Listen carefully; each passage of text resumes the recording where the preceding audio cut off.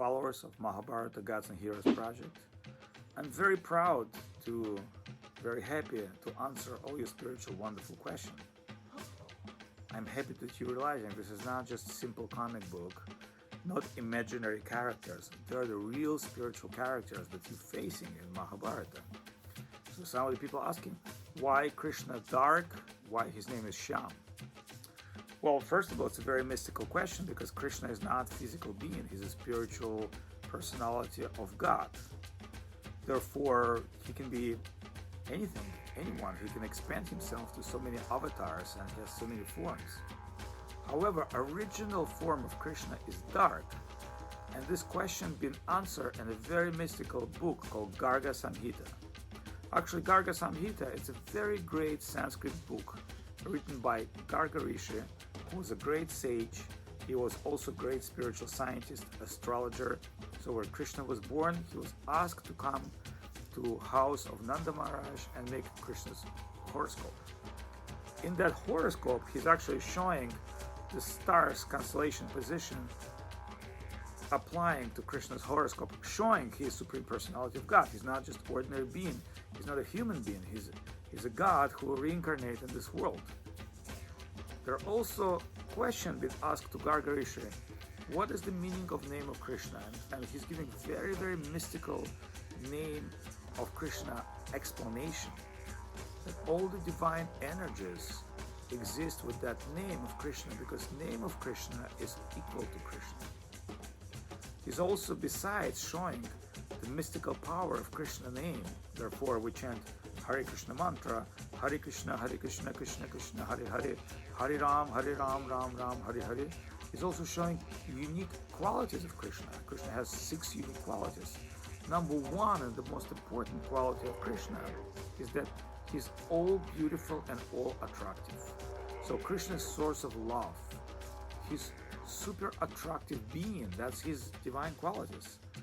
Therefore, his divine form, spiritual form, Yat Shyama Sundara Achintya Guna Svarupam, it's described like Achintya Guna Svarupam with inconceivable divine form. Yat Shyama Sundaram, Shyama Sundaram. Shyam is dark, Sundaram dark beauty, because it's the color of a cloud, of a rain-like dark cloud. That's an original color of Krishna. It's not really blue or black. It's a rain dark cloud, and we know the cloud coming has so much energy, so much power. Therefore, Krishna can be only seeing, just like in nighttime, dark cloud see by thunderbolt. So thunderbolt, it's a dance and singing of Krishna, and he's covered in yellow dhoti. So his energy, just like the bulb have seen through light of electricity, therefore is Krishna as being totally dark, totally invisible to eyes of materialists, has seen by his divine energy and his devotees. And his yellow dhoti represents his energy. It's very, very interesting. So it says that you cannot see God but physical eyes. Remember, physical eyes just like cameras. It's just like our body like robot. We live in a virtual reality like world, like a computer game. So whatever we experience here is just physical. Physical eyes like cameras. The tongue is a scanner.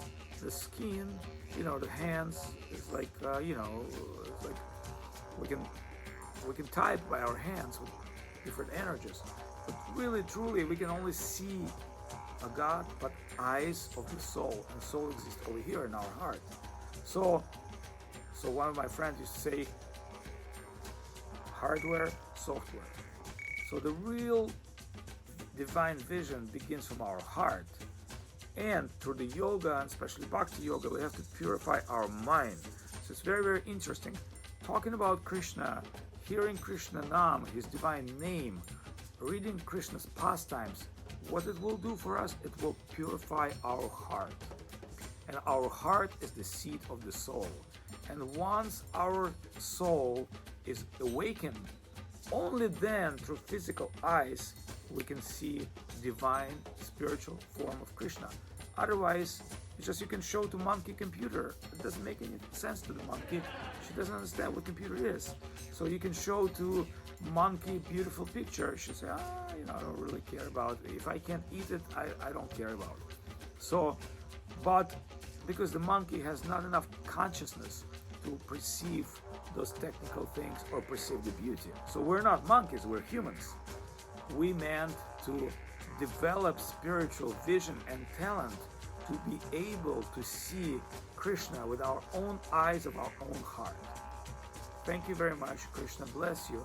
Keep asking me very interesting question. This question is super esoteric question. That's why it's a very, intimately discussed with great sages. But we heard this from our gurus who were from India, Srila Govinda Maharaj, Srila Sridhar Maharaj. So our great teachers, the great acharyas, they can explain every little detail. Therefore, Garga Samhita is a wonderful book. It's available in many languages, including Sanskrit. It's originally written in Sanskrit. A friend of mine translated the book in Russian. I'm sure it's available in English as well. So you can download Garga Samhita. Reading Garga Samhita will give you a lot of details about Krishna pastimes, his life, the characters of the demons, who was Kamsa in previous lives, and you can understand. So there are not just ordinary beings, they're all being from previous lives. Like for instance, the Putinovich, when Vamana avatar appeared, she was a sister of Vamana, she was sister of Bali Maharaj, the great demon.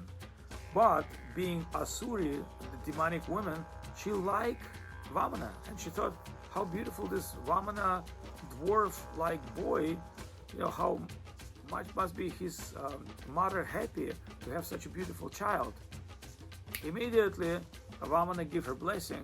So when I come like Krishna and I play my pastime, although you have demonic quality, but I will save you from your demonic quality and made you one of my mothers.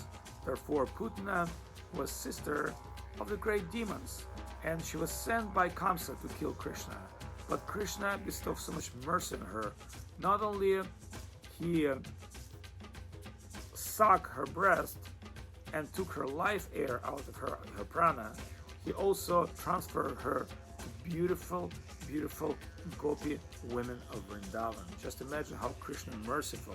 Somebody coming to kill Krishna, and he has that demonic qualities, but Krishna is being very merciful, taking that person and giving her position of one of her mothers in Vrindavan.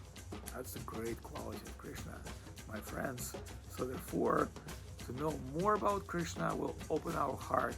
To chant glories about Krishna will reveal the greatness of heart, because God is in everybody's heart. Krishna is also in our heart. But right now he's in the form of so-called Chaitya Guru, Vishnu. Yogis see him as Vishnu. But once you have a devotion to Krishna, then you will see Krishna in your heart. So only through devotion we can develop divine vision. Thank you so much for this confidential question. And I sincerely hope that you continue to ask me those great questions, because they bring a joy to my heart. I'm really happy to share this, because it took me many lifetimes and many years to get to that point. I just want to share this with you guys. And most of you Indians, so it's very natural for you, but it's not just like a folklore or some kind of a vague abstract reality. This is the real divinity, the real divine personality of God, and you're so lucky because it descends here to India. It's like my guru used to say, India is like football field. When you go to look cricket or you go to look football, you go to football field. So India is a football field for all the great avatars. All the great God divine descendants are coming to India. Many avatars, and not just 10 avatars. Narasimha, Buddha, Parashurama, etc.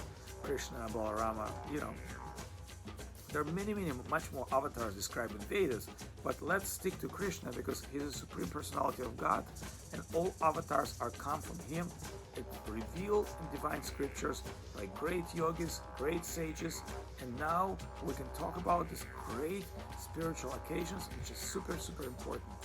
Thank you so much, and I'll see you again. Hare Krishna, Krishna Krishna, Hare Hare, Hare Ram, Ram Ram, Hare Hare.